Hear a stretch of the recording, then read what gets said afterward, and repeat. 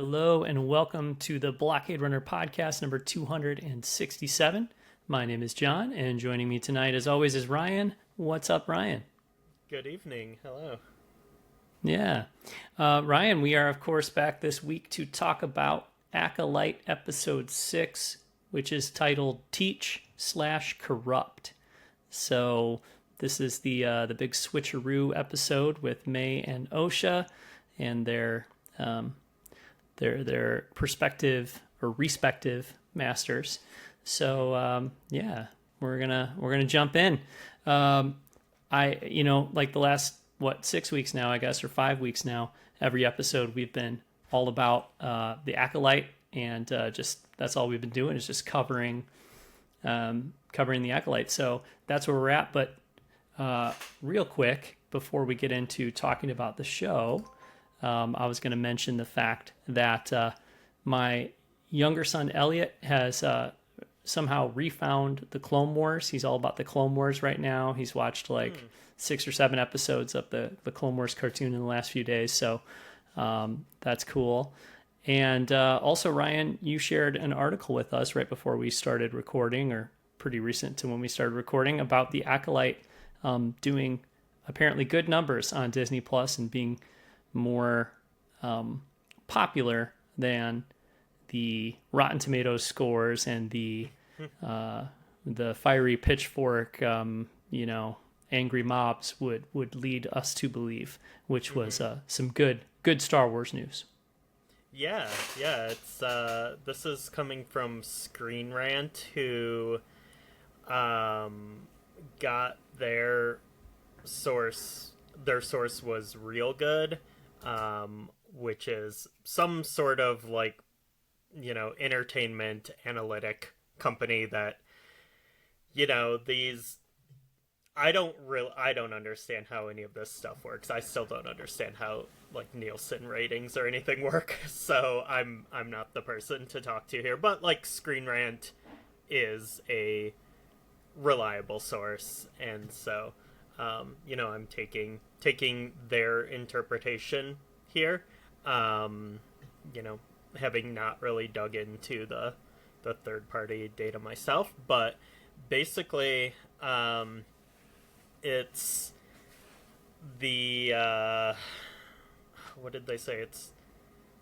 the second, it ranks second in streaming and engagement among Star Wars Disney Plus shows, outperforming 90% of top 100 TV shows.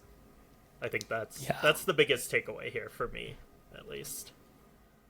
Yeah, outperforming 90% sounds, I think, pretty good, right? So, yeah, that's exciting. And I would say too, Ryan, for me, being 2 weeks away from the first season of The Acolyte ending, I'm happy to see a story like this, because I am very curious to see, or hopeful to see, a second season of The Acolyte. And so, it's hard to know really whether people are watching the show, if it's found an audience, and if Disney will, feel like it is a worthwhile investment to do another season. So a story like this gives me hope that we will get a second season. And again, being towards the end of this first one, I feel like, Leslie Headland's been really clear to say, the first season will tell a complete story. She doesn't want to do the thing where you produce a season of a television show, and then if it doesn't get picked up, everyone's just left hanging. So it should be a pretty complete story overall, but there's a lot of room. We're just scratching the surface, I feel like, with a lot of these characters and conflicts. So I need to see another season at least. And so I'm hoping that this is evidence that's likely to happen. Yeah, I hope so as well. This has been a great ride so far. There is a lot I love about this show, and just the perspectives it's bringing to Star Wars. And I think the show is an important voice in the Star Wars canon, as it is offering some familiar but also different ideas.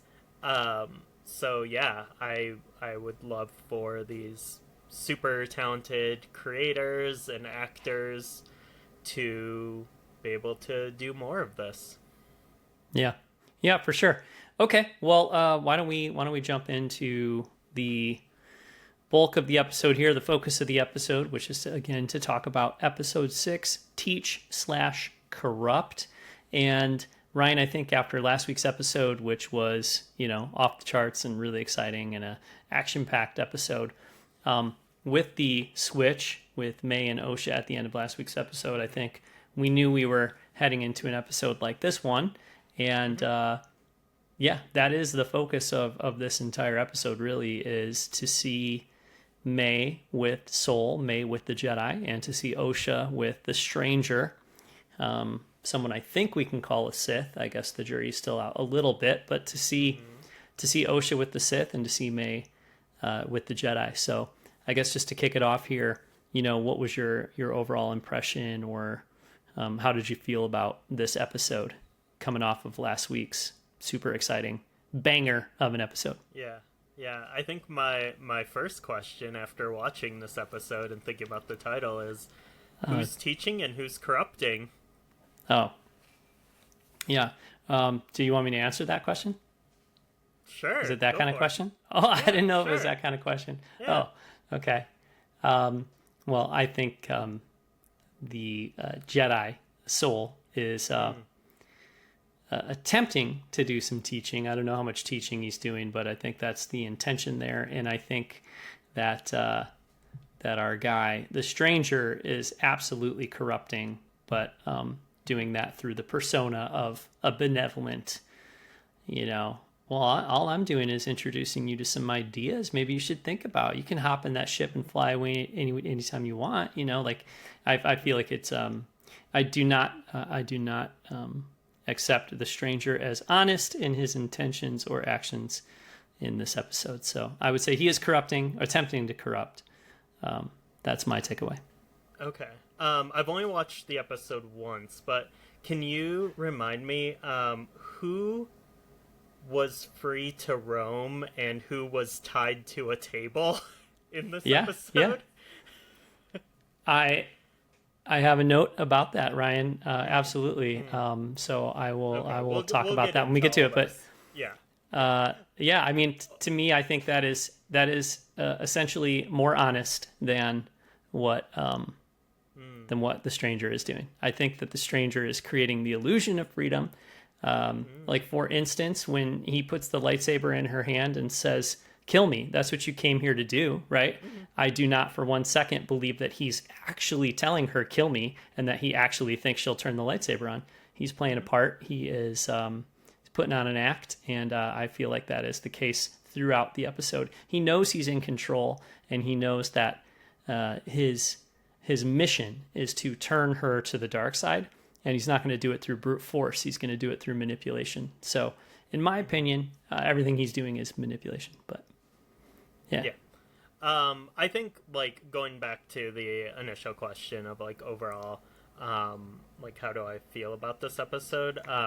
I think it's great for the stuff that we were just talking about. I think the way that this show does, so, it puts, it can, I don't want to say, like, blur the line between good and evil, but, like, it's willing to show a lack of absolutes in things, and it's showing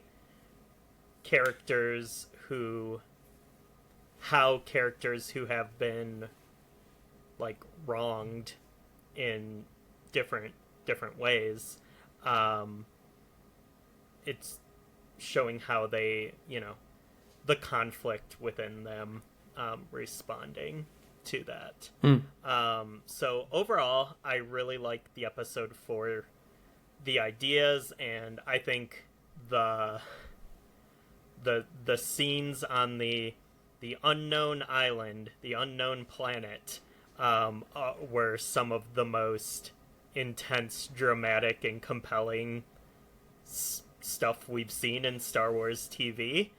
I think the and then I also think that anytime there's just a bunch of regular Jedi on the screen during this episode, I'm thinking, please be done, please go away. Okay. I thought those were the weakest scenes of this episode. Yeah. Well, I certainly have thoughts about our guy Mog, the generic Jedi in this episode. Not a fan Mark. of him. So if that's Mog, M-O-G, Mark. yeah, Mog. Mark. Oh, you just okay. He's Mark's you. Gotcha. That's what I thought they said his name was the first time, and I was like, yeah, this guy looks like a Mark. Yeah. Yeah. All right, cool. Well, let's What were jump your in thoughts and on the episode overall? oh, I thought it was great. I thought it was kind of a cool down. In the parlance of professional wrestling, sometimes as you're headed towards the main event on a big pay-per-view or something, you have to think about match placement and where should certain matches go on the card. And as you're getting towards the end of the card, as you're getting towards the main event, sometimes like if you have like a really really great match and it's third, or fourth away from the end, you need a little bit of what we call a cool down match. Not that match is going to be bad, but that it's if you can't keep everybody up all the way to the end of the show, otherwise they're going to be exhausted and maybe not have the same reaction they would to the main event, the big finale. You know what I mean? And so I think this episode, and maybe next week's a little bit too, but I think this episode is it's a more contemplative episode. Obviously, it's a little more of a slow-paced episode, and it's one that's going to be asking some big questions, and obviously more focused on character development than plot development. And I thought that was great. So yeah, I really liked it. Cool. Yeah. Cool. Yeah.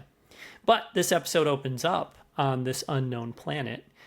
May wakes up and is like, "Where am I?" She is thirsty, which one can understand. Almost sneezed. One can understand. And then she's like looking around and she finds her clothes and she finds those adorable creatures, which StarWars.com on the episode guide described them from the concept art as being, it was half anteater, half elephant, I think is what it was, if I'm remembering correctly. Perfect. Yeah, I didn't get a name for them. I don't know what they're called, but those guys were pretty cute. Remind me, what did you think of them? Were you a fan? You were a fan, right? Yeah, I like those little guys. I'm always a fan of little guys in Star Wars, I think. Sure. Yeah. No, I agree. It is interesting because this place where she wakes up, I refer to it as Stranger HQ in my notes, but it is labeled as unknown planet. And I thought that was really compelling because none of the other planets have been labeled unknown planet, right? There's a name for them. We're provided it as the audience. And so when I was first watching the episode, I thought to myself, oh, unknown planet, this is Octo. It looks very much like Octo. And they're going out of their way not to name it. But then, I thought, well, but there's like a Porg analog, but it's not Porgs. It's these little anteater guys. So it's like, that's one way of saying, yeah, it's familiar, but it's not the same, Yeah. And then luckily, I checked Blue Sky last night after I got done watching the episode, and a friend of the show and awesome guy, Tom Chansky, who is very knowledgeable about Legends and the comics and the novels and all that kind of stuff. He tweeted out a reference, or not a reference, but a description of a planet that I think has been featured in books and in comics called Baldemnik, which I shared with you guys, and I'm convinced this has to be what we're looking at here as far as the unknown planet is concerned. It is described as an ocean planet that is located in the outer rim, and it has a harsh climate which discourages most people from ever visiting the planet. It has giant rock cliffs, pristine beaches, vast oceans, and the planet was not frequented very much until knowledge of its rich deposits of cortosis ore fell into the hands of Sith Lords Darth Tenebrous and Darth Plagueis. So, boy, that sounds like what we may be looking at here in terms of this planet. Do you buy that theory? I mean, sure. Like, that all tracks. I think, it seems like something that, they would do. I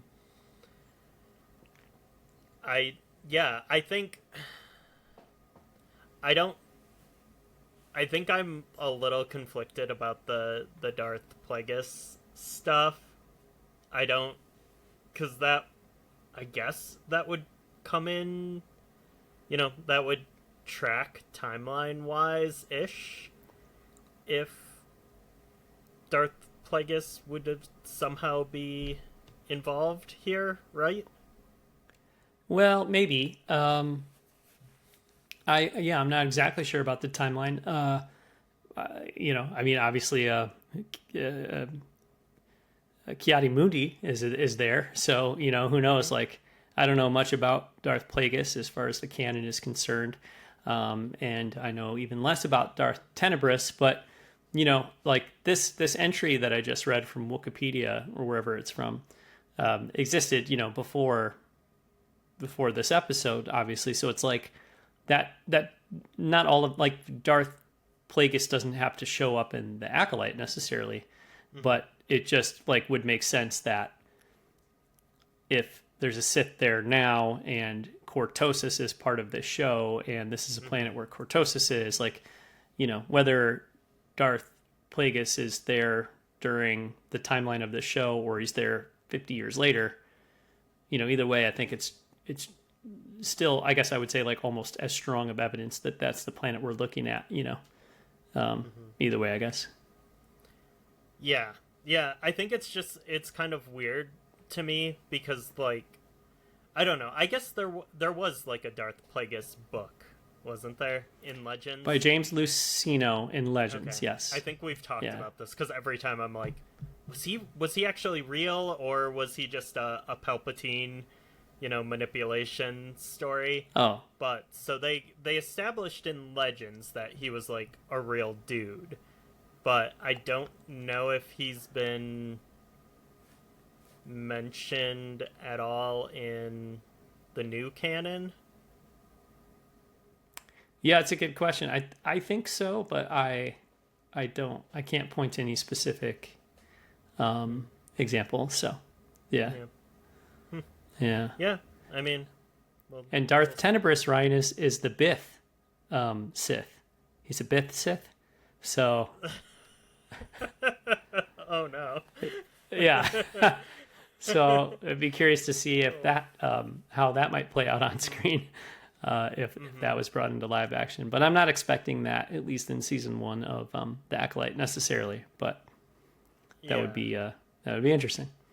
I think the least interesting thing they could do is have the Stranger be Darth Plagueis, and then another season of him, like, raising Palpatine or something. I don't know. Oh. I hope that's not the end goal of all this. Yeah, Palpatine is too young, I think, still. Like, well, he's by too young, I mean, he won't be born. You know what I mean? So, unless my understanding of this timeline is wrong, I think Palpatine would need to be, like, I don't know, he wouldn't be born for like another 50 years or something, Would it be 40? I don't know, something like that. Yeah. Yeah. But I don't know. But now that we're on the topic of age, I did think it was interesting when we're jumping ahead here, but we'll get to it eventually. But Osha is like, "Oh, you were a Jedi? I've never heard of you." And he was like, "It was a long time ago." And I was like, I mean, bro looks pretty young. Like, how long ago could it have been? Yeah. Or that was interesting. Like, what's the deal there? So, Makes me wonder if he's. I mean, he looks human to me, but what's the story on that? So. Mm-hmm. But you know what it could always be, Ryan? It could always be my fave. The world between worlds. What if he's just popping in and out of timelines via the world between worlds? Oh boy. I'm kidding. I don't think so. No. I'm just kidding. Last thing, it's not Octo. We already know it's not Octo, or we're pretty confident it's not. But they shot in Portugal, so even though it looks so much like, I was like watching this and I'm thinking like, man, that looks just like Skellig Michael, or very similar, but it's Portugal, so it's not Ireland. Yeah, and I think if they were going to include Octo on screen again, I think they would do the real deal. But then again, I guess they could have fooled me. So, but yeah, May wakes up there at Stranger HQ on this unknown planet, and is immediately like, okay, here I am, like I'm with this guy now. What am I going to do with this? How am I going to handle this? She grabs one of the little knives out of the bag, and clearly her first thought is, I'm going to need to kill this guy or something. But from there, the show or the episode cuts to Sol and May on the Jedi ship, and they are sort of like, I think, kind of like hovering or whatever in atmosphere on Kofar, just trying to get out of there or whatever. And at this point, Sol believes, I think, that he has Osha with him on the ship. And one thing that I thought was, obvious, but was happy to see it, was that the episode took a few beats to demonstrate the severity of the loss of Jackie and Yord and the Jedi red shirts from the previous episode. Sol was upset, and they took a few moments to really kind of like make it clear that it wasn't just like, oh, well, some good guys died, but that's what happens when we have, space battles. And, it was not. Yeah. He was full drama there in that scene. Very, very dramatic reaction. Lots of like pained face shots that were pretty excellent. Yeah, and he punched that console with his hand, and he kind of like, he took those moments. So I feel like he was really distraught. There was tears in his eyes. He punched that console, and he looked like maybe he was going to lose it for a second there, but then he kind of regained his composure. He still looked very upset, but he kind of regained his composure, and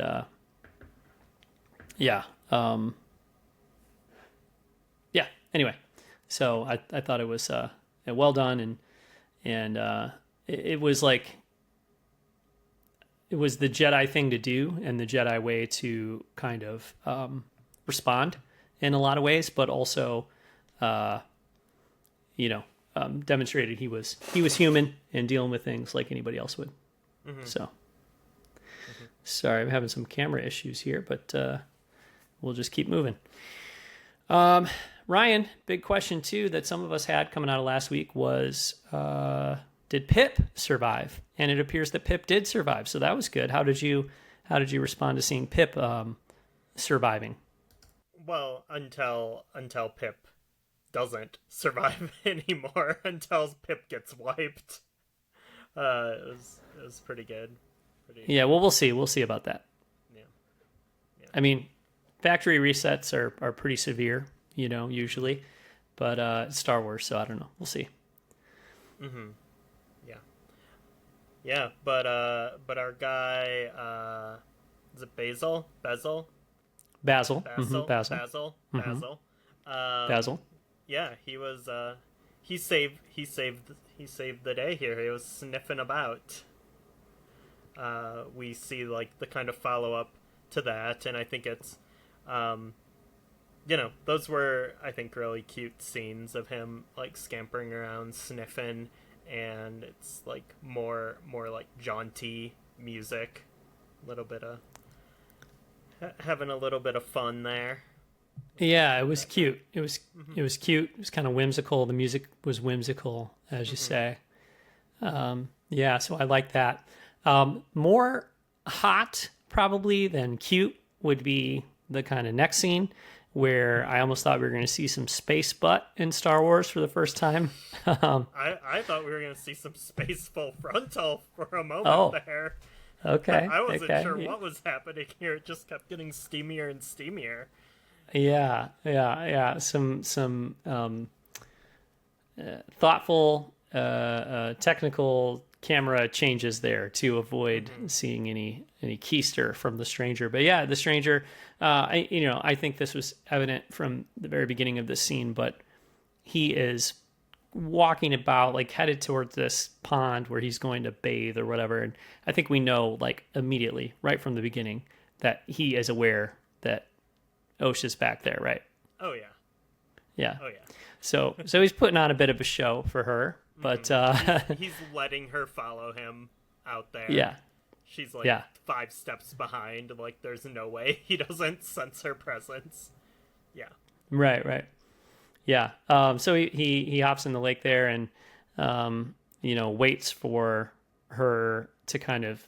I wouldn't even say she makes a move, but she kind of almost makes a move, right? Like she grabs the knife and then he speaks up and lets her know that he knows she's there. And I would say that he starts his I don't know strategy, I guess that he employs throughout the episode of being as non-threatening as possible, as being as passive as possible, Hmm. which again, I don't buy that. I don't think that's reality. I think that is that's his strategy. That is his plan is to Hmm. put her at ease by being passive and making her feel like she's always, kind of in control. Hmm. But yeah, he kind of lets her be the aggressor, I feel like, throughout the episode, and then he remains passive throughout. Yeah, I think like there's something very specific about this scene that I love where um he is like being passive, allowing himself to be vulnerable, and he appears in front of her completely nude, which is as vulnerable as a human can be, I would say.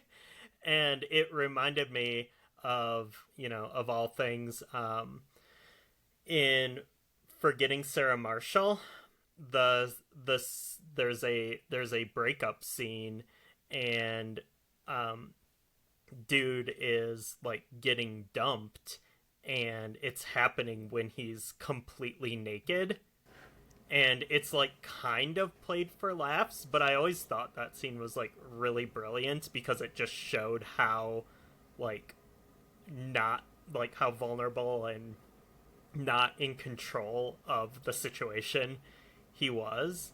And so I think the stranger kind of like putting himself willingly in that situation and you know appearing in front of her completely nude, I think is a powerful statement by him. And yeah, it's like it's definitely part of his manipulation, but also him you know putting her at ease, whether his motives are good or not. Like you know he's being smart about this. Right, right, right. Yeah, there's a dialogue exchange in that scene where she asks, "Am I your prisoner?" And he's like, "Prisoner? You're the one with the weapon." Mm-hmm. Just to be like, "No, I don't have any power here." Like Mm-hmm. I can't make you do anything you don't want to do. So, um, yeah, that's an interesting moment. And what follows is very interesting too because she asks, like, did you kill Soul? And he says no. And then she asks, did you kill May? And he says no. But interesting that you asked about Soul before May, and points out that it's a very special relationship that Mm. a master and a pupil have. So, That I that's think it's that was interesting. Like, I don't Uh-huh. want to. I don't know how to read that exactly. Um, Hmm. because I think like the most problematic reading of it would be that they had like Soul and Osha had, uh, like an intimate romantic relationship, which I think base maybe I haven't done the math on the age gap, but that's maybe it may be like quote unquote fine, but I think the just the power dynamic would be like very that would be the problematic part. So I didn't know how to read it, how to read that. Like the you had a special relationship with Soul. Well, yeah. I think the way I read it was not to suggest that there was anything romantic between Soul and Osha, but I feel like it's impossible to watch this episode and not think that there is some there's a hint of a spark, Ryan, between the two of these two characters. There's some Oh yeah. sexual tension between Osha and the stranger, and so the way I read it was like, yeah, it's a powerful relationship. It's a special relationship between a master and a pupil, and I could be your master and you could be my pupil. I think that's what I feel like was implied in that statement. So like, yeah, it is a powerful relationship, and we could have that. You know what I mean? So, because I think that's ultimately, obviously, what his goal is. He wants to make Osha his new apprentice because May has disappointed him. May has proven to be, not loyal, not worthy, whatever. And I think he's like, well, I could replace her with Osha. Mm-hmm. Yeah, Yeah. there's a few things to kind of unpack in all this. I do think back to that part in I think the second episode when Soul has a hollow of Osha and Jackie's like, "Why do you have that?" And Mm-hmm. he gave his reason, his rationale, um, which maybe a satisfying answer, maybe still a little questionable, um, but it was enough for Jackie to flag it and be like, "That's weird," kind of thing. So I don't know. I don't know the total. We don't know the total nature of their relationship, and it may be like I think the most likely answer is like either like a fatherly uh you know Soul seeing himself as like a father figure and maybe like imprinting that on Osha, which is also problematic in its own way considering how she came into his custody. Or I think most likely is like this just like him going above and beyond for her because of like guilt that he feels for whatever happened, which we still don't know the full story of. So, um, yeah, I think it could be any number of things there. And then I also, after this episode, I haven't really been on the internet too much, but I am I am sure the shipping has begun. I think Osha Stranger is potentially the heir apparent to Raylo. Yeah. Yeah. 100%. I mean, once those arms were on the scene last week, I think Mm-hmm. that was happening. I think that was. I mean, it was happening probably before that too. But yeah, I think it was the.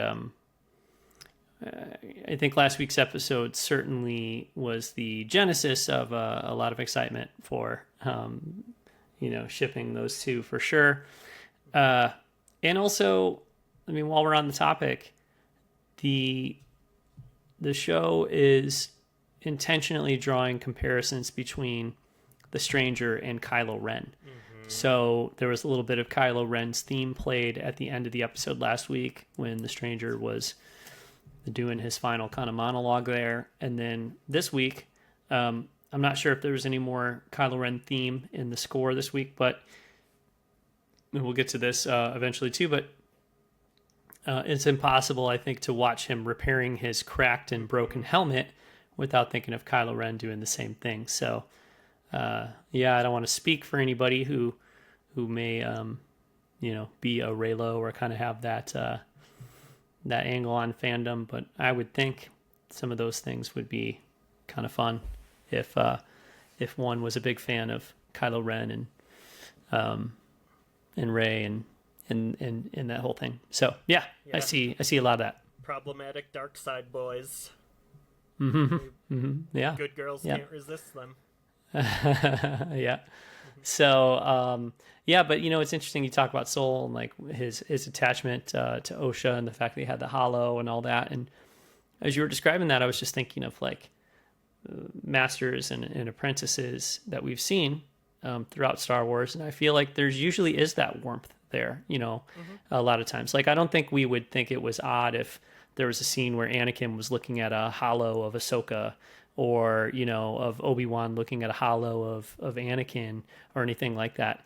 I think the only reason it might seem strange to us is because, like you said, Jecki is like, hey, that's attachment, and on page 75 it says that attachment's not But the difference between Jecki and Yord is that Soul is like, well, hey, you know what, we can learn from the past and our mistakes and our attachments, and she's like, okay, cool. Whereas Yord would have been like, well, I don't know, because the rules say very clearly that you're not supposed to have any attachments, and so, like, to me, I've many people have said this, but I know I've been saying this all along, that Soul really reminds me a lot of Qui-Gon Jinn, which would be a less rigid, kind of Jedi who maybe would be a little more open to things like acknowledging he has feelings, and stuff like that. And I bring this up because the very next thing that happens after the scene we were just talking about is it cuts back to Soul and May on the ship, and Soul walks into the cockpit and like embraces May and says, "You saved us, Osha. You saved me." And as he's hugging her, the camera's on May's face, and May is kind of sitting there going like what's happening right now, and in an episode that constantly cuts back and forth between two pairs of masters and apprentices, I really felt like that was an example of, on the light side, there is actual interest and care and, feeling and loyalty for an apprentice. And, I don't think the Stranger gives a damn whatsoever that May is not, with him at this point, and that I think he's excited to replace his former apprentice, like his acolyte. She disappointed him. She proved that, she wasn't as loyal as he wanted her to be or whatever. And I think he is done with her and just ready to move on.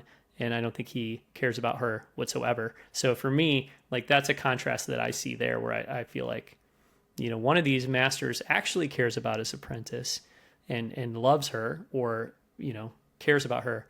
And I don't get that. I don't think that's true of, the Stranger. Yeah, but we don't have the whole story still on what happened, which we will almost certainly get in a flashback episode next week. But there still is the issue of Jedi coming to these people's planet and being religion cops, and taking a child away. And so, and then obviously something else happened that Soul feels guilt about, that all of those Jedi felt guilt about, especially like I think Torben and Soul. specifically we see manifested. So I still think there's something wrong in all of this, and I I think that might be part of Soul's like more extreme emotions, compared to what we typically see from a Jedi. Mm-hmm. Mm-hmm.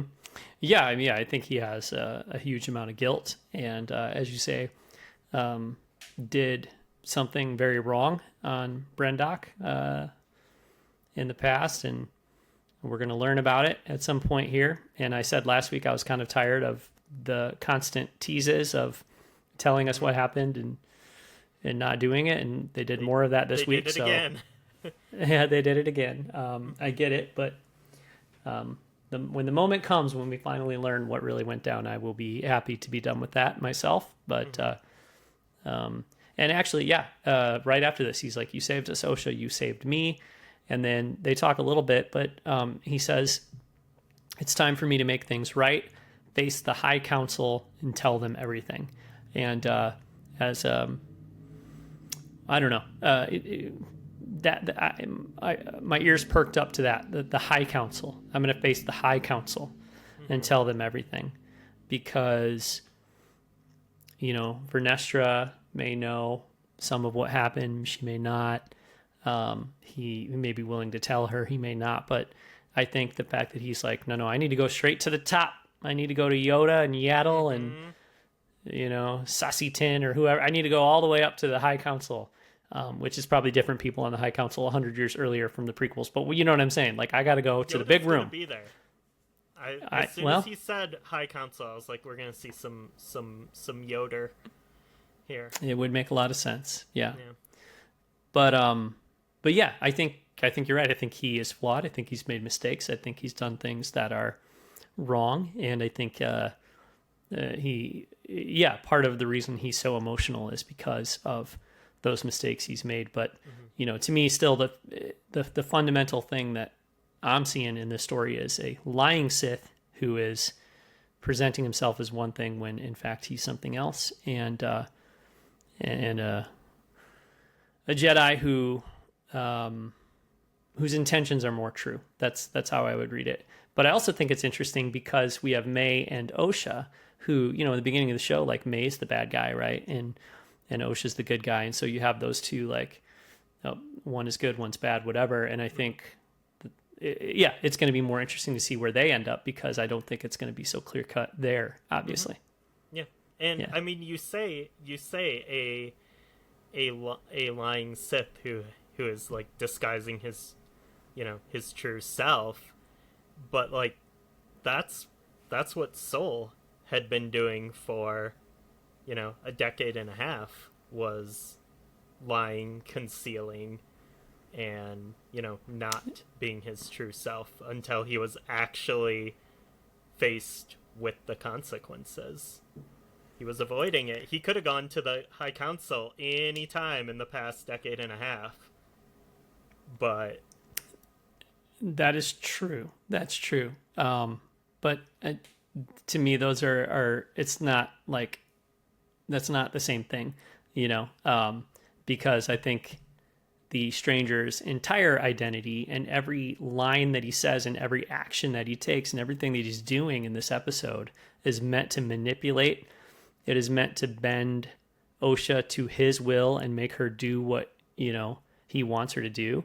And if Soul has like this major mistake he made on Brendok that he is shameful about and regrets and is afraid to tell people and even sometimes lies about or chooses not to tell the truth about, to me, that's not the same thing as every action I take, every choice that I make, every move that I make is designed to manipulate and trick.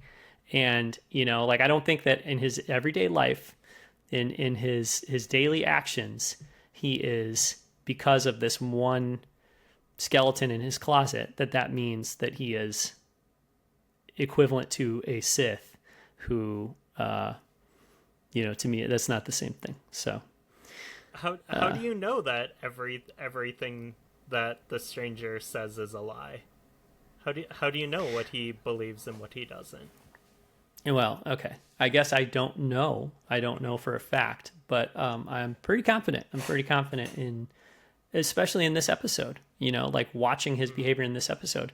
And honestly, I personally would not find it that interesting if the show was like, well, last week you watched him snap a dude's neck in cold blood. You watched him decapitating people with joy. You watched him, like, he was evil in last week's episode. Mm-hmm. And if we cut to this week's episode and they were like, but sometimes he's just a totally like friendly, super nice guy. And like, he's not like, I actually would not find that very interesting. I think that would be, I don't know what that would be, but I would not find that very interesting. I think what is interesting is that this is an evil character, a Sith or something very close to a Sith, if they want to be semantic about it. And he did use that term.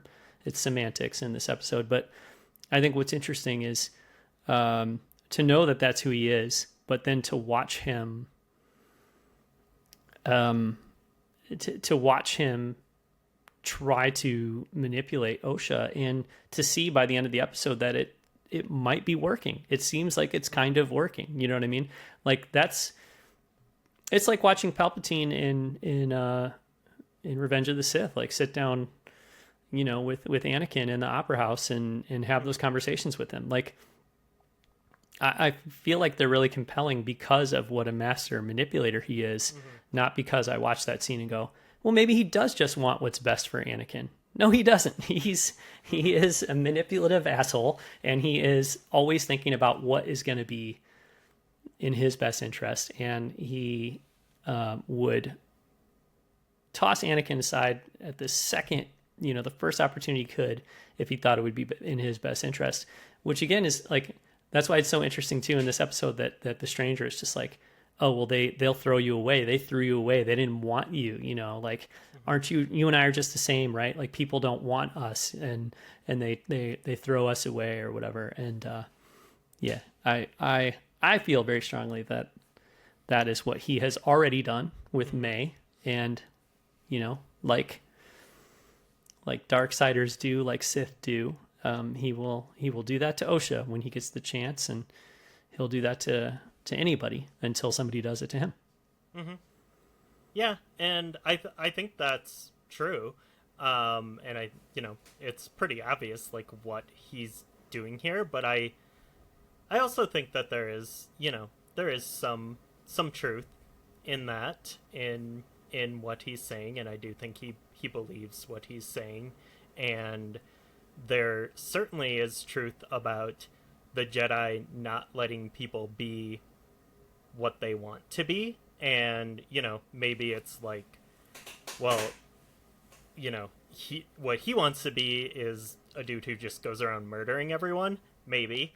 But also, like, I do think back to that first episode when the Jedi arrive on Brendok and they're like, oh, we didn't know there were any people here. We're just, oops, wow, hi, cool, good to see you. And then it's like, no, you are lying. You've come here to stop us from, practicing our magic and doing what we want to be because you're cops.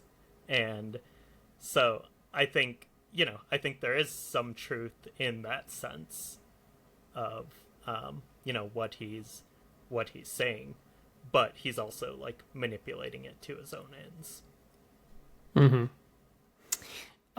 Yeah. And speaking of the cops, the space cops, the very next scene features a senator, a hollow. Vernestra is speaking to a senator in a hollow who is saying that there's another senator that wants to wants to create an open investigation of the Jedi.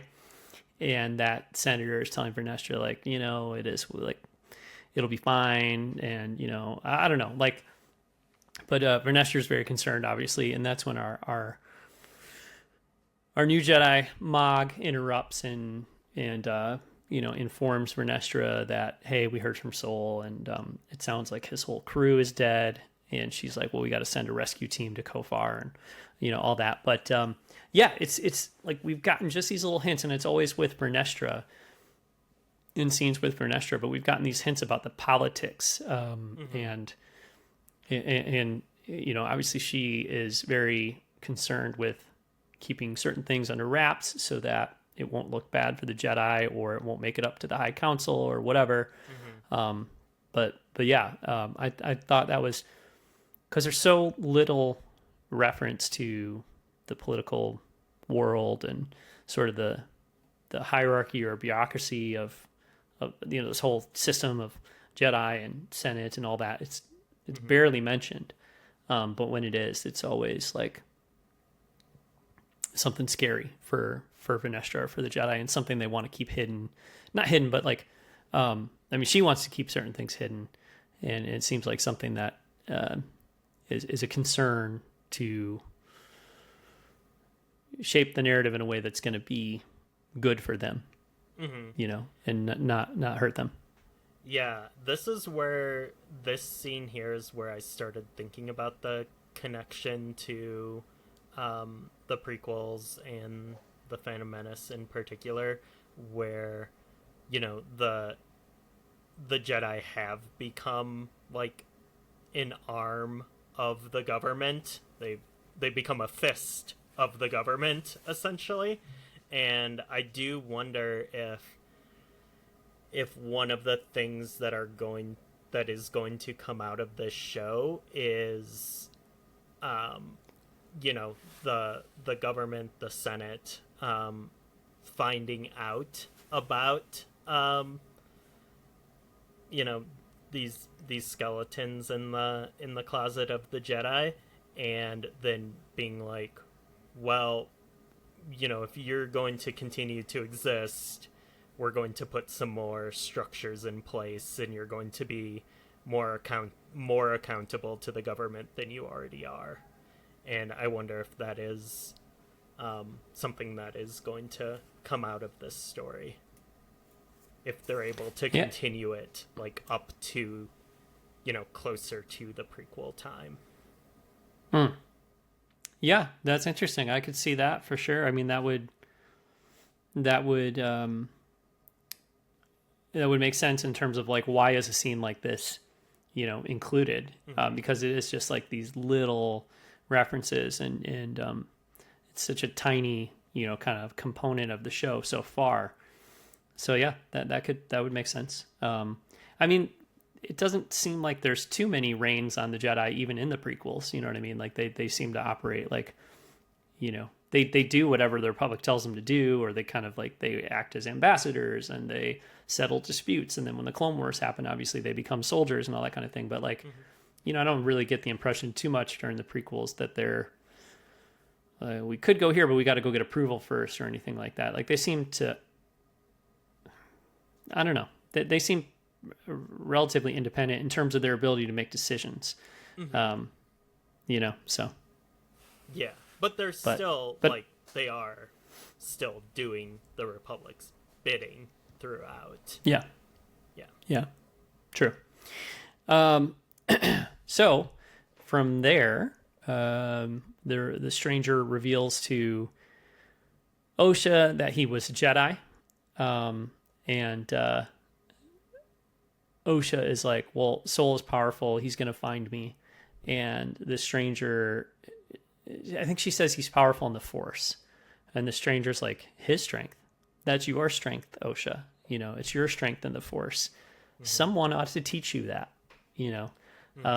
which was some great writing, and just a killer line reading from Manny Jacinto.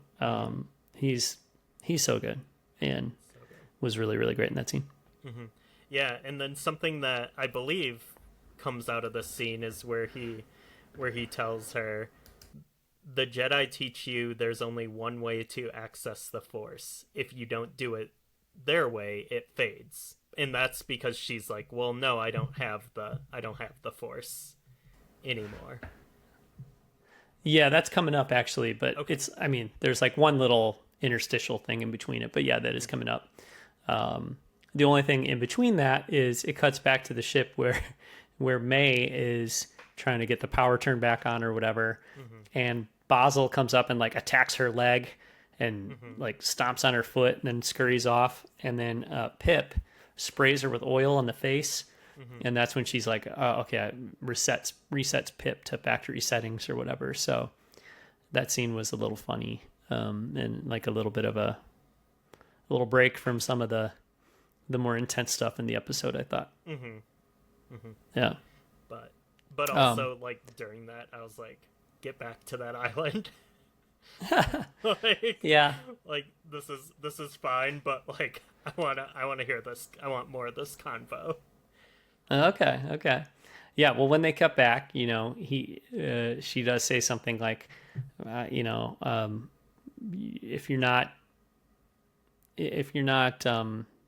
with the Jedi, or you're not, kind of, I don't think that's how she puts it. Like, oh, you have to be with the Jedi, but she's like, I stopped my training, years ago. So my power in the Force fades or whatever. Mm-hmm. And yeah, he's like, well, no, there's another way. And you start talking about like the deep emotions that you have inside you, and anger and all that kind of passion and whatever. And she's like, that's the path to the dark side. And yeah, he says, well, there's another way to, just because that's what they teach you, but there's another way. you know I actually forget exactly how he responds to that when she says that's the path to the dark side, but yeah, and I know too, she's like, well, you murder people, you murdered Yord.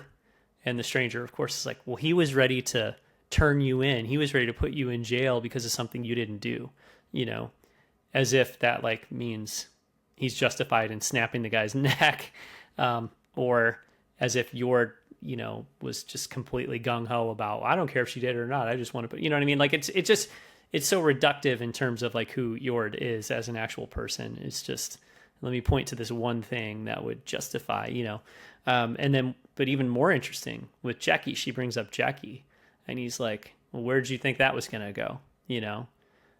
Where'd you think that was going to go? Like she would always have I forget how he put it, but like there would be that power imbalance there where she would always treat you like, an apprentice or something like that.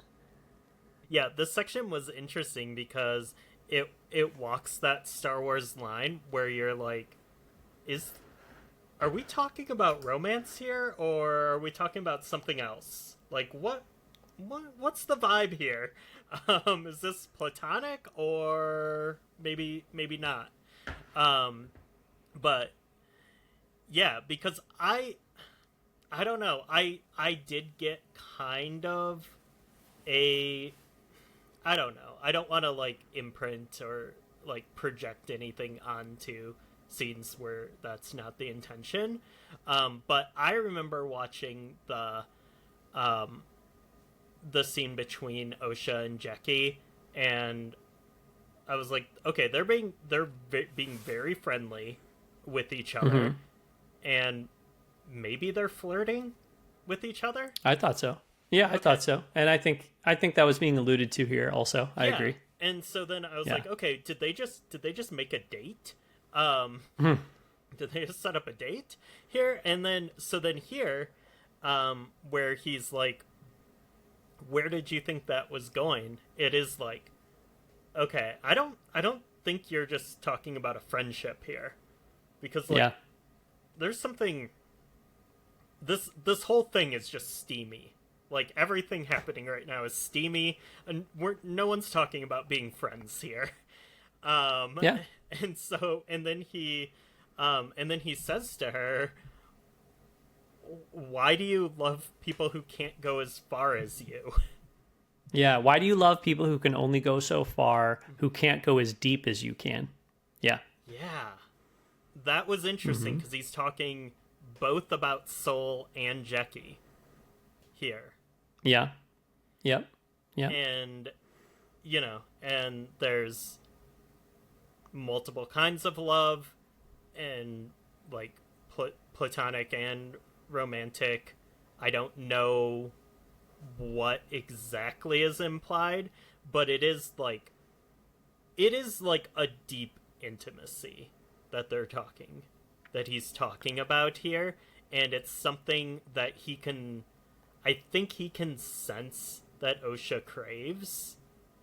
And then I think I know the implication in all of this is, like, he's saying whatever it is you're craving, whether it is just, a BFF or something more romantic, the Jedi are not able to provide that for you, which is like factual to a point. But he's saying, but I can.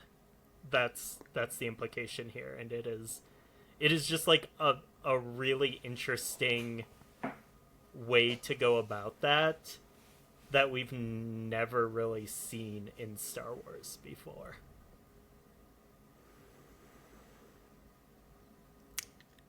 Yeah.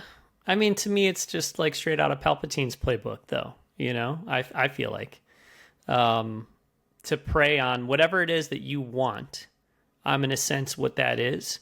And then I'm going to tell you that you can get it from me, but you can't get it from them. Not from a Jedi, oh, only I have the power to help save the one you love. Well, he doesn't. He's lying.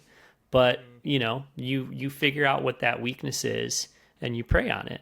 And so, there's the conversation outside coming up too, where he's like, why aren't you a Jedi?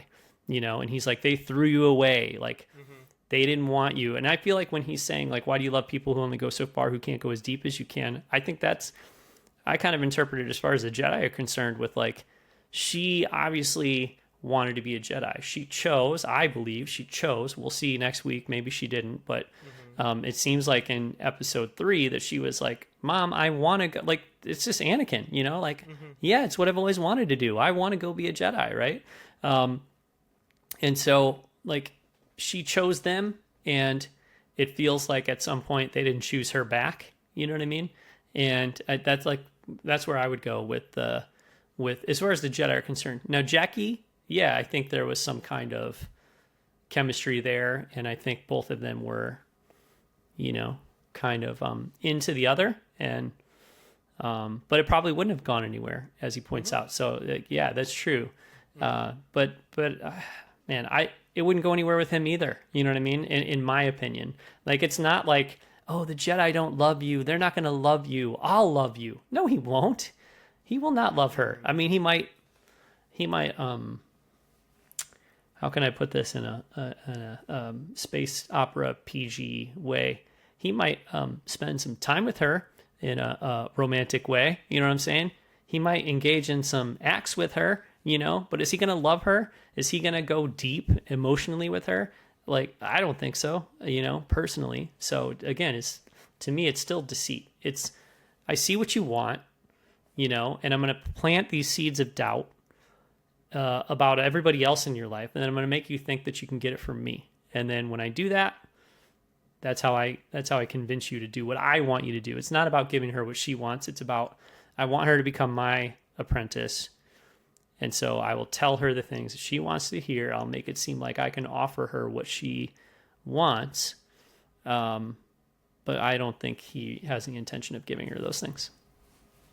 Does he say the word passion at any point?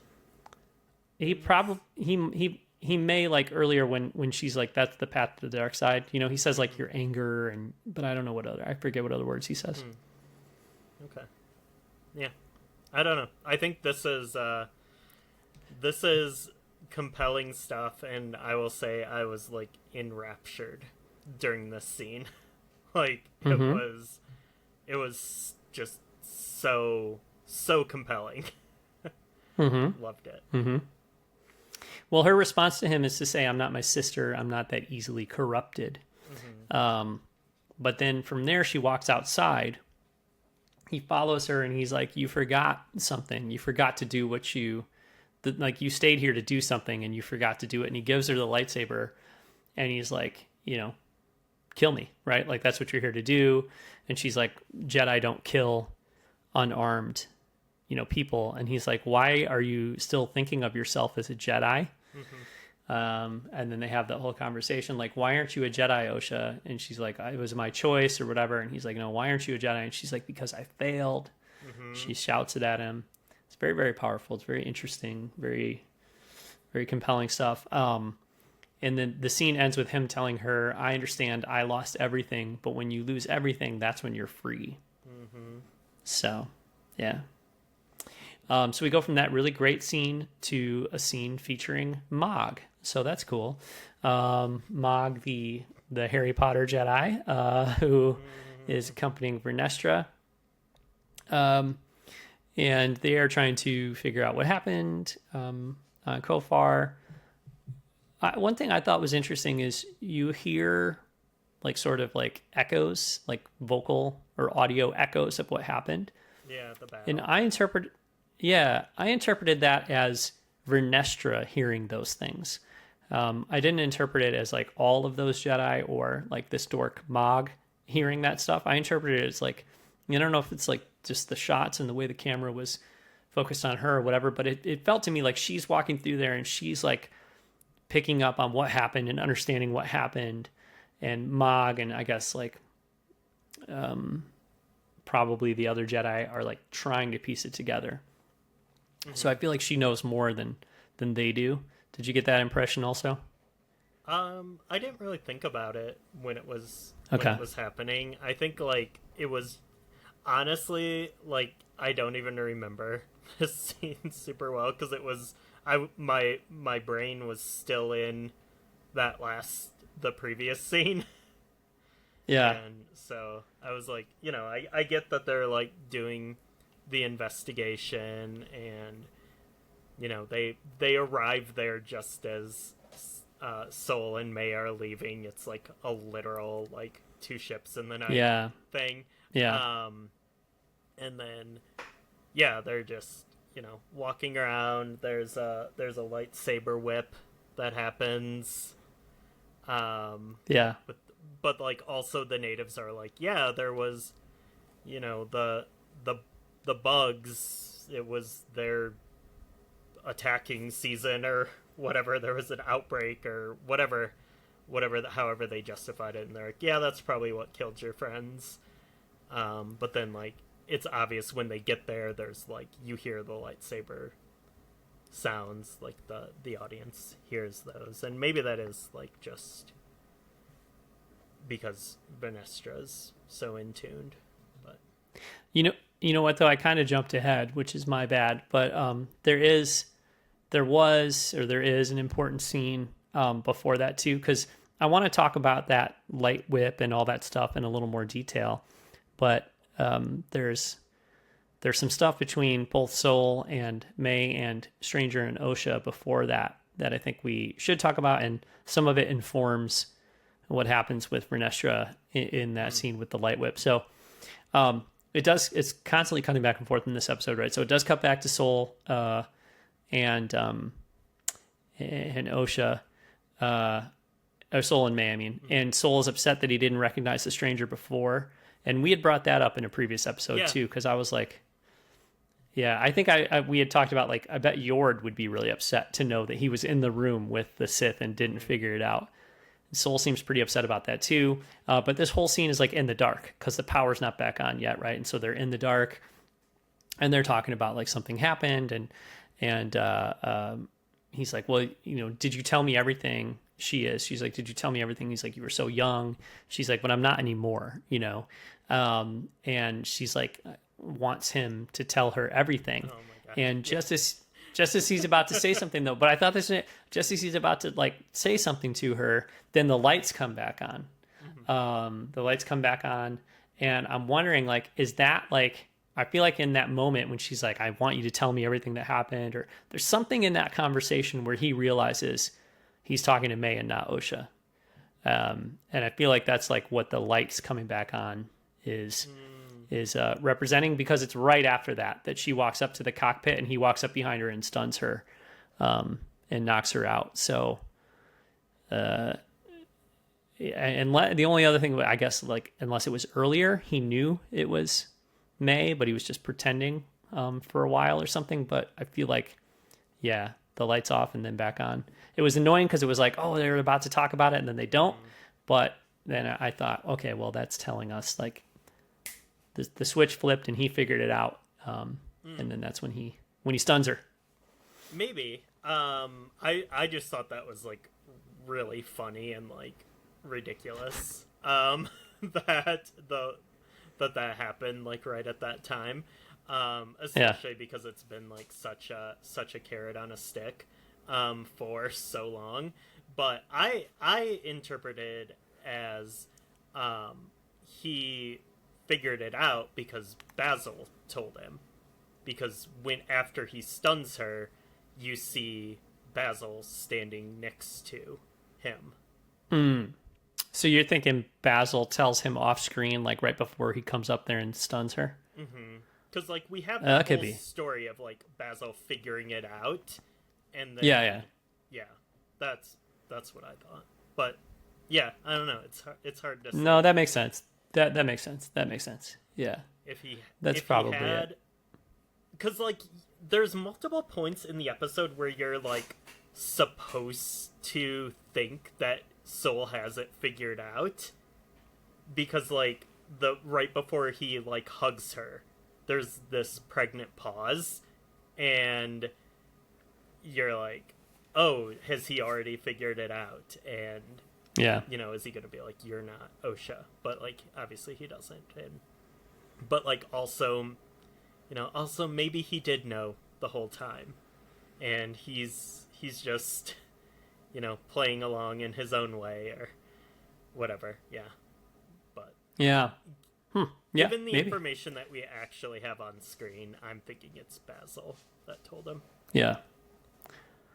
Yeah. Okay. So, you know, the other really interesting part about this scene is at the very end of it, after he stuns her, he's like, oh, May, you know, and it just seems to be like, I don't know how to interpret it. I feel like he's saying like, you know, I wish we weren't in this situation, or like, you know, like I wish like this is not how things were going or whatever. But because I do feel, I feel like whatever his guilt is, I think it relates to Osha, but I feel like it relates to May even more, you know?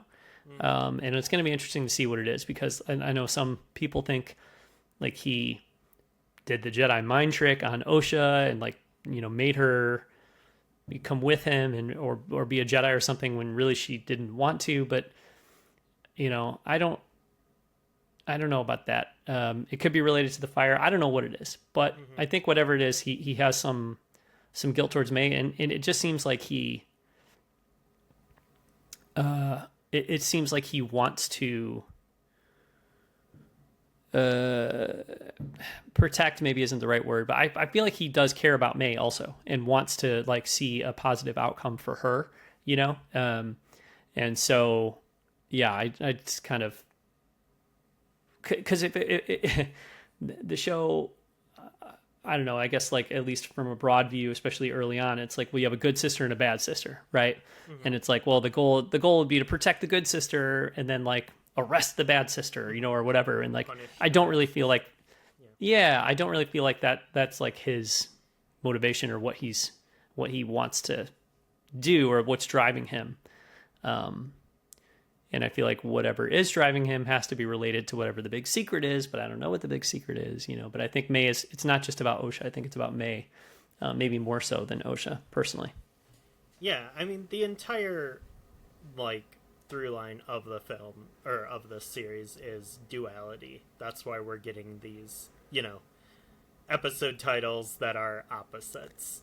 And I think, you know, we are potentially seeing a shift in the demeanor of, you know, the sisters, but I think it's like they are twins who have this, you know, deep connection and have a lot that is,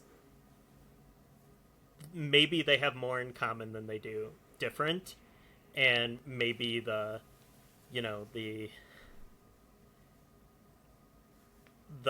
the story being told here is about, them being closer than we initially thought in the the good evil spectrum. Yeah. Yeah, I think so. Yeah. So that'll be interesting to see. I mean, clearly, well, yeah, okay. We should keep moving, but I do think that'll be very interesting to explore as it goes on. But I was going to point out that he turns off his transponder to cut off comms with the rescue team at the very end of the scene. And I think the reason is because he wants to have this conversation with her and talk to her about whatever he wants to talk to her about, which we don't see in this episode. But it was an interesting thing. It was like, wow, that's kind of, he's going rogue. You know what I mean? And whenever a character goes rogue like that, you have to sort of question the intentions. Like, why is he doing that? But I don't know if you have thoughts on that at all. My only thought is, earlier in the day before watching this episode, I had rewatched Jaws because I was, it's close to the 4th of July. Why not rewatch Jaws? And there's that point where the captain of the ship, when they're out on the boat, the three dudes are out on the boat together, when he destroys the communicator with the Coast Guard, and he does, and you're like, what are you doing? Why did you do that? And I mean, I think it's it's a matter of pride for him, and he wants to get paid, and wouldn't get paid if the Coast Guard came and took care of the shark for him. But it like that brought that immediately to mind, because I literally watched that movie like 2 hours prior to watching this episode, and I was like, that's such an interesting just trope in things, where it's like a character who you think is a good guy and is doing good guy stuff destroys communication with the outside world. And it always evokes this feeling of whoa, what is happening? What is their goal here? Because it never totally makes sense. Yeah, I think for Quint there too, it's just this needs to be between us, me and that shark. You know what I mean? And you two, can be here, but it needs to be between me and that shark. And I think that's what Soul is thinking too. This conversation needs to happen. We don't need the High Council around. We don't need, unfortunately Yord can't be there, but if he could, we don't need Yord there reading, guidelines out of page 72 of the Jedi Manual about how you're supposed to interrogate a witness, or, he just needs to have this conversation between him and her. And so I think that's how I interpret that part, because it couldn't happen in the same way if Harry Potter Jedi and Mog and Vernestra and everybody else shows up in that moment and walks in there, right? It's more of a personal thing than that, I think. Yeah, it is just interesting because he is, at one point,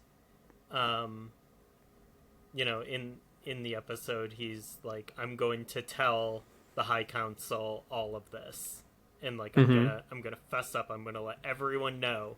And then here he's like, no, this needs to just be between us. But I think that is more of a personal thing rather than and he's still going to tell the High Council or whatever. Yeah. But he needs this personal moment. But I think that also goes back to, his whole thing of his whether positive or negative, deep personal attachment to others. Yeah. But yeah, no, I agree. I think he wants to get it off his chest to May, the person that, at least one of the people that he has this guilt towards, or that he feels like he wronged or whatever, that he needs to make things right with her. And I feel like the idea is that, like, once that genie's out of the bottle, it's out of the bottle. You know what I mean? Like, if he tells her, it's not like he's going to be able to keep it secret, or he would intend to keep it secret from the High Council or from anybody else afterwards. But I think, like, if I need to tell you that I'm sorry, I want to tell you that I'm sorry face to face, you and me, not let me gather the High Council and everybody else around, and then I'm going to, because once that happens, it's public, it's performative, you got to question motives, like, what, you can question motives in a one-on-one conversation too, but I just feel like enough bullshit, like, we just need to have this conversation, and then I can have it again with the High Council and whoever else, but like, it's got to happen here, I think is the idea. And also, I think too, before, when he said that, he didn't know that he was talking to May. He thought he was talking to Osha. So I think that's part of it also. It's like, he's had this realization that, like, okay, this isn't Osha, this is May. And so here's a chance for me to have a one-on-one conversation with May. Nobody else around to influence it, like her and I can have a heart-to-heart. I think that's the idea. So, but from there, we cut to that Kintsugi scene with the helmet, which very evocative of Kylo Ren, and the second time in 2 weeks that this show has intentionally evoked Kylo Ren. So that's pretty interesting. Do you have any thoughts on that, Ryan? The Kylo Ren of it all? I mean, I love to see it. I'm a big Ben Solo fan, and yeah, I think it's it's not a 1-to-1 in the same way that Ben Solo was not Anakin, but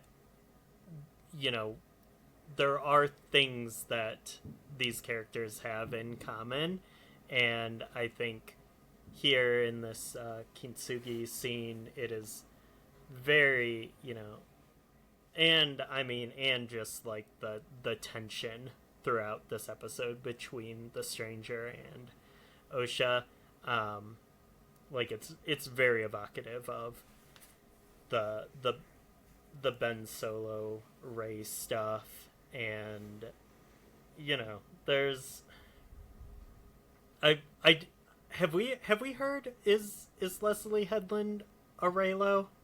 Has she talked about that in interviews? I don't know. I'm not sure. I don't believe I've heard her say that, but okay. But I think that is something that is like, all of this is like very compelling to some parts of the fandom, and I think like just evoking it in here as like Star Wars evokes parts of Star Wars all the time, and I think we got something new something new to Star Wars that people really loved in The Last Jedi, with the relationship between Kylo or Ben and Rey.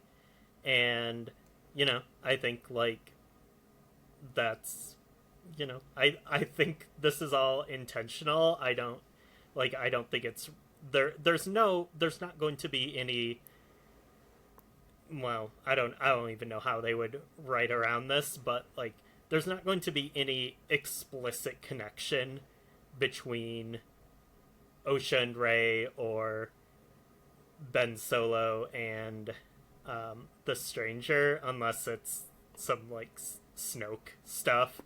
But I don't know. But I don't think it's like it's meant to be anything like that. But I think it's meant to be evocative of that. Well, I have two ideas there. One is that I think that the Stranger has much more in common with Palpatine or Snoke or someone like that than he does with Anakin or Ben Solo, or whatever.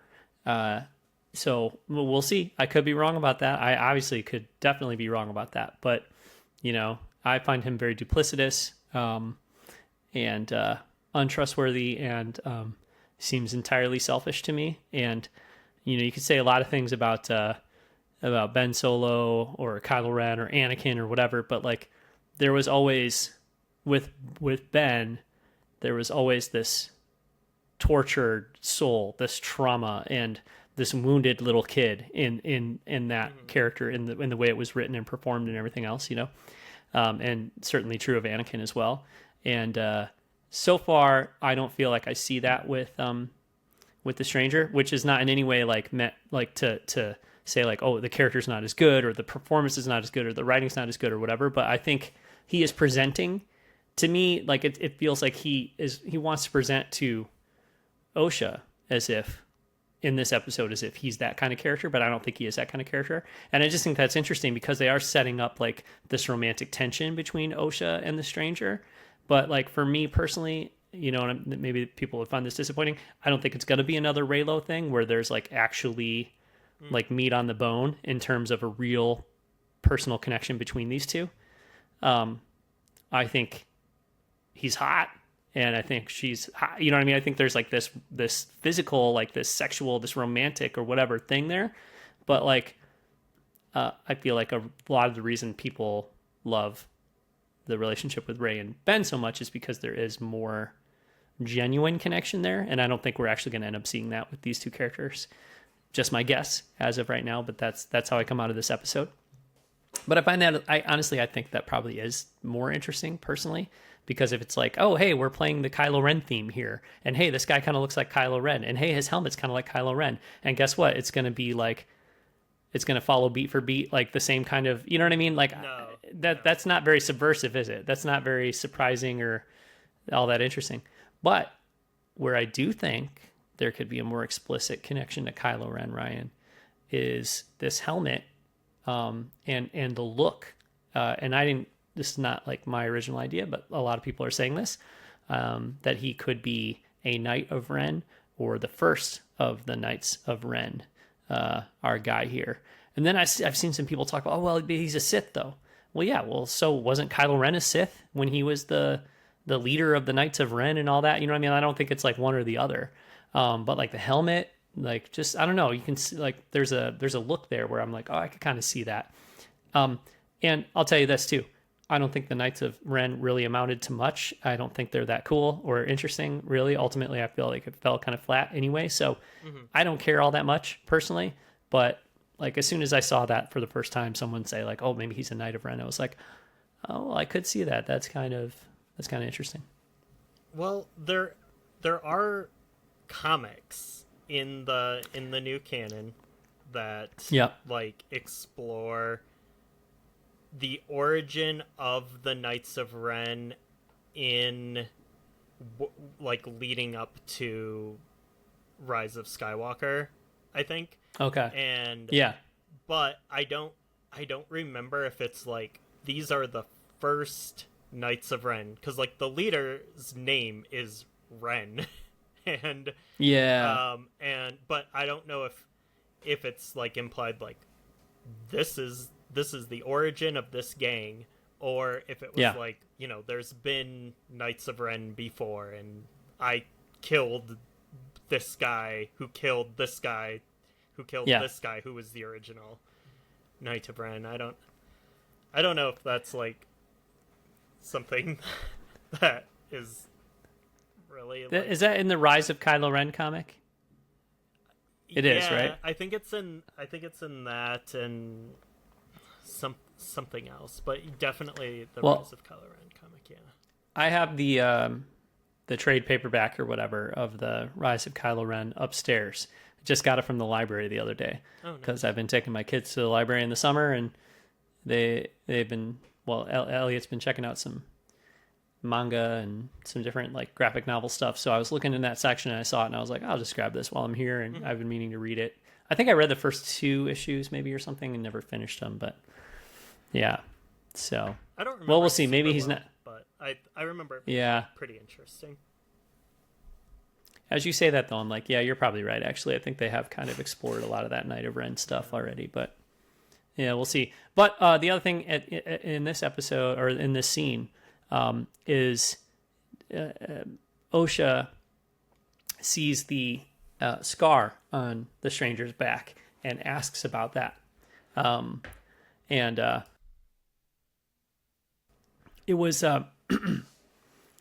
it was funny because I feel like he kind of lifted his shirt up. It seems like as you're watching the episode, he like almost like lifts his shirt up in the back on purpose so that she can see the scar. I feel like he's leading her. He wants her to ask about that. Just go, where'd that scar come from? You know. Check out that cool scar. Well, I think more like because they're talking about the fact that he had been a Jedi, and then, you know, she's like, "Did your Jedi master do that?" And he doesn't say anything. You know, he just like, so, yeah. I think he wanted to imply to her that like, my master turned on me. That's what they do. The Jedi, you know, they turn on you. They'll throw you away. They'll discard you, whatever. So, and again, I don't think he is a Kylo Ren or an Anakin Skywalker, but if I'm him and I want you to think I'm that kind of wounded person who's been wronged and all that kind of stuff, then that's a pretty good way to do it. Now, or he may have actually, you know, been through trauma too. Yeah, he may have. Look, I'm just going all in on. I'm going all in on my. This is my horse that I'm betting on. I think this guy is a total liar. But yeah, it could be. It could be that he has. But it also could be that he completely tried to like double cross whoever it was, and he received that wound as a natural consequence of his actions. It doesn't have to be that like they just all of a sudden decided, you know what, we're gonna screw you over and attack you, and it's gonna be really bad for you because you didn't deserve it or anything. You know, like I don't know. We'll see. Mm-hmm. But to flip that around again, back the other way, in the next scene we see Vernestra using that little light whip in kind of a throwaway moment, right? So it's a kind of like, why did that need to be there? Where she uses that light whip on the creature? Why did she need to reveal this like different type of lightsaber in this episode in such a tiny little moment? I think it's to create the connection in us as the audience between that light whip and that scar on the stranger's back, right? So, do you, Ryan, think that Vernestra Rowe is the secret Sith and that she is the stranger's, you know, master? No, I don't think that. I am still going with my theory that I've held, even though it like falls apart more and more each week.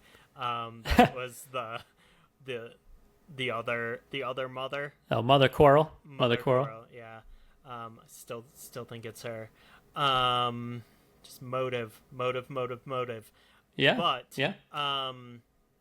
Vernestra, I think it is possible that she was his the stranger's master, or that she was at least around during that time, because you know, he says that it was a long time ago that he was a Jedi.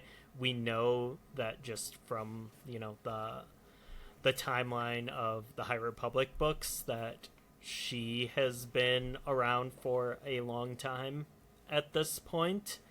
And I think using that character, you know, like obviously it's like a nod and, you know, validation for people reading the books, which is, you know, always the case when it's like, whoa, this person from the book or this person from the cartoon is in the live action, like they finally made it to Hollywood. But I think there's like obviously a little bit of that, but also, I mean, I think there has to be I feel like everything in this show is intentional. I don't feel like there's a lot of like fan service for the point of fan service in this show. And so like if Leslie Headland chose to use this character from, decades, a century prior in this show. Like, there's a reason for it. I think, what it doesn't explain is why the stranger looks so young and is presenting so young here. But with the dark side, anything is possible. Yeah. And the show has already, it's brought up the idea that Mother Coral and I guess Mother Anasea, more specifically, use the Force to create life, which would link back to, the prequels and all that kind of stuff. And it's the show seems willing to explore, like you said, like with anything that, would you say with the dark side, anything's possible? Is that what you said? Mm-hmm. Yeah. It seems like it would be willing to take steps in that direction. So we'll see. I think you're right, Ryan. I agree with you. I think that there is some connection between Vern and the stranger. Specifically, I think her light whip connected with his back. But I don't think that means that she is the Sith master or anything like that. I will say the show has been pretty heavy-handed about making her seem kind of sus, right? And like she's always like trying to hide something from the Senate or from the High Council. It really feels like she almost planted the idea that Sol could have been the one that did this to the Harry Potter Jedi and doesn't correct him. And was like she goes in accusation. Yeah, and she sounds a little pissed when she says it. Like that's certainly a serious accusation. But like I read it as like I want to make myself seem just pissed enough that you think I'm pissed. Yeah. But not so pissed that you would dismiss the idea. You know what I mean? Well, because she says it. She's like, serious accusation, and like flippantly while like walking away. Like, yeah. She doesn't like look him in the eye and like or anything. And then the kid is like, yeah, but he's the only one who could be powerful enough to do it, and he has a lightsaber. You know what I mean? Like the kid starts like explaining why it's probably Sol to himself. So it's like, I don't think her comment did a lot to dispel the idea. Mm-hmm. Although at the end of that, he's like, but why would he send a distress signal if it was him? But yeah. So anyway, it's interesting. Yeah, like this is the nature of the genre. Like it is still, even though we've had a lot revealed, this still is a mystery. And so I think there's a lot of these. This episode was just full of scenes and characters that could just go either way. But what's fun about it, though, what's like, man, I was writing my notes and I'm like, could Vernestra be the Sith? And I'm like, well, it seems too obvious because it's like they really make her seem a little suspicious in this episode, and the light whip thing like seems really, really, kind of obvious. And I was like, but the last time I was like, it's too obvious, it can't be, was the idea that Kamir was the stranger, and that turned out to be true. So, but yeah, I guess that's how it works, right? You point to the last thing and say, well, that happened, so maybe this could happen, but it could just as easily be that reveal was obvious to make you think that this other obvious reveal is true, and then something else comes out. Who knows, right? So, but yeah, I do think it would be a little bit of a bummer for all the High Republic fans who are really attached to Vernestra. Like, it's our big moment. We get to see our character in live action, and it turns out she's a real bad guy, but we'll see. No heroes. Yeah. Except for the Jedi, Ryan. Okay. So, no, I think that idea will be put to the test next week. So kind of last things here are that Sol restrains May. We knew that.